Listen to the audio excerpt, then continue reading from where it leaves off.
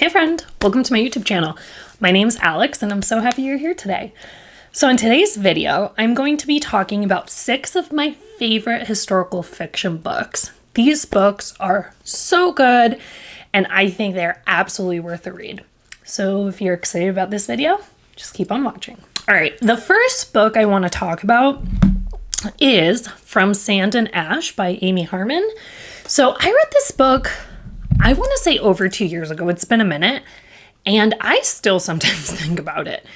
It is based in World War II in Italy, and I really like that because I feel like World War II books are normally very much set in Germany, you know, for the bad guy territory, and then also, air quotes, they were bad guys, not saying bad guy, like maybe a good guy. But anyway, so it's set in World War II Italy, and I can totally relate to this just because my family lived in Italy during World War II. So I don't know, there's something familiar about that. And it's essentially about this Jewish girl who has been living in Italy her whole life. And one of her best friends is a Italian boy who happens to be Catholic and who becomes a priest. And it's all about like their friendship and how things progress throughout the war for them. And I really enjoyed it. I want to say I read it in like 1 or 2 days, and I think it's so good. It's definitely like a little different in terms of a World War II book, and I really loved it, so I think you should check it out. The next book I want to talk about is a book that I read recently, actually, and it is Where the Crawdads Sing by Delia Owens, and this book came out a little while ago. I think it'd been sitting on my bookshelf for a minute and I read it, and it took me forever to get into, but once I got into it, it was so good. So the book is written by a biologist. Delia Owens is a biologist. So the first part of the book, I don't know, there was just like a lot of detail about the swamp that the main character lives in. Like a lot of detail, okay? And at first, like, I mean, I care about biology, like plants are cool and all, but it was just a lot of detail. But once the story got going and you really get to know the main character and her life, it's all around this woman who lives in a swamp and is dirt poor and never goes to school and teaches herself like everything she needs to know about the swamp that she lives in. I want to say it's set in either North Carolina or South Carolina, like on the shore. And it was like really unexpected and just excellent. The ending was a little weird. I don't know. If you've read the book, like, let me know what you thought about the ending. And if you pick up this book and read it, let me know what you think. It kind of threw me off, but overall, I did really enjoy the book.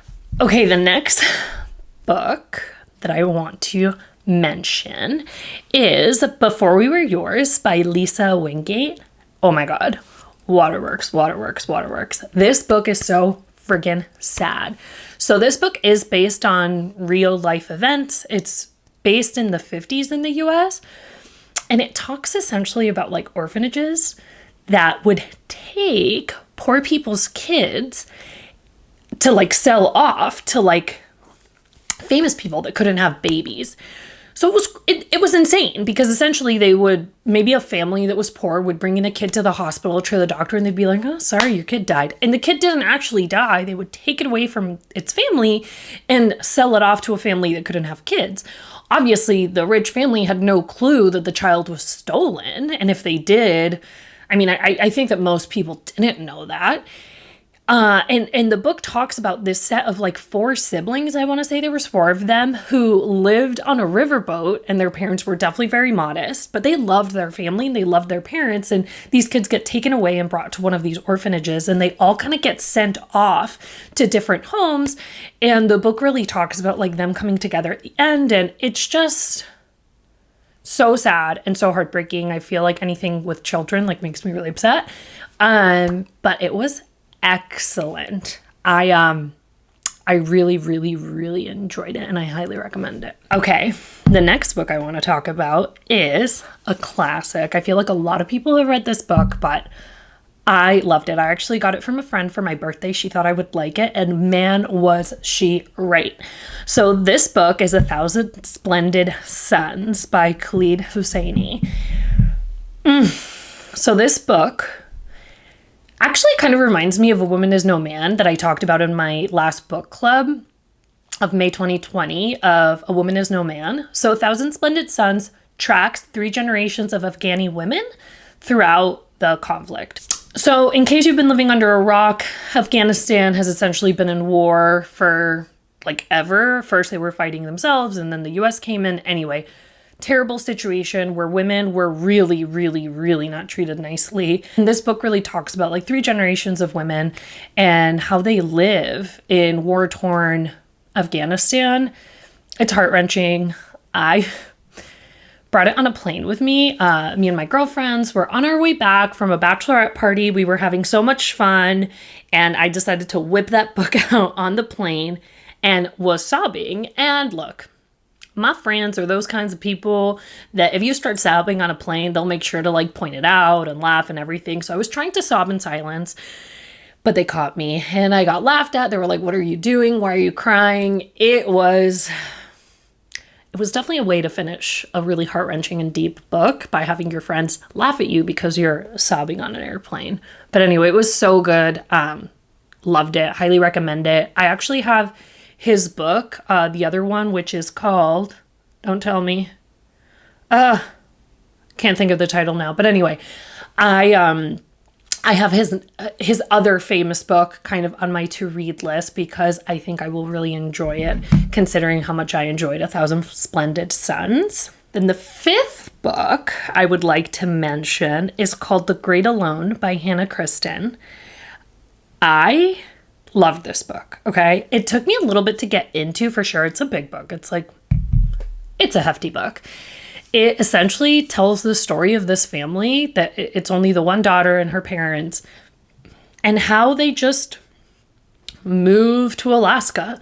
So the dad had been to Vietnam and was clearly traumatized and had PTSD from his time there. And he decided that he wanted to live off the grid and move up to Alaska, but they're very poor and they struggle to make ends meet.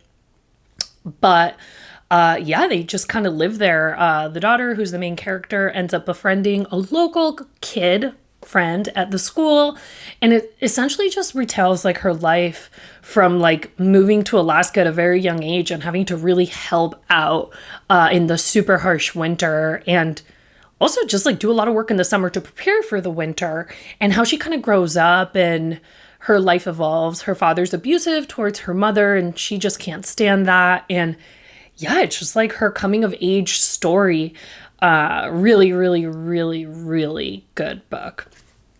So I thought I was going to end my list here because I wanted it to be 5. You know, 5's a good number.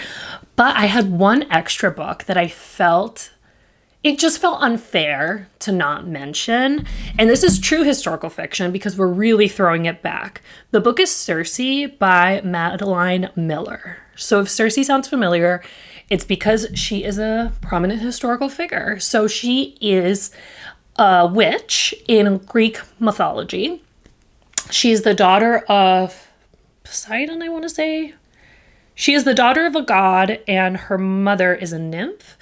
And essentially Cersei shows up in a lot of different places throughout Greek mythology. Like she's in the Odyssey for a little bit and in a bunch of different places.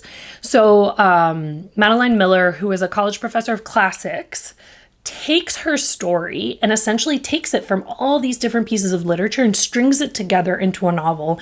And oh my God, it is so good. It's definitely like very much of a poetic prose, which is very, you know, very along the lines of kind of like how Greek mythology is, but so good. I really enjoyed it. I didn't think I would enjoy it because it's definitely like dense reading, but man, was I wrong. I loved it. It was like the 2nd ever Book of the Month book I got, and that's what had me hooked. And actually, the first year that I had Book of the Month, which I think was 2018, Cersei actually won as the best book overall.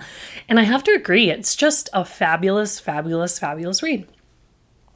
So yeah, that is my top 6 historical fiction books that I think you should read that I really enjoyed.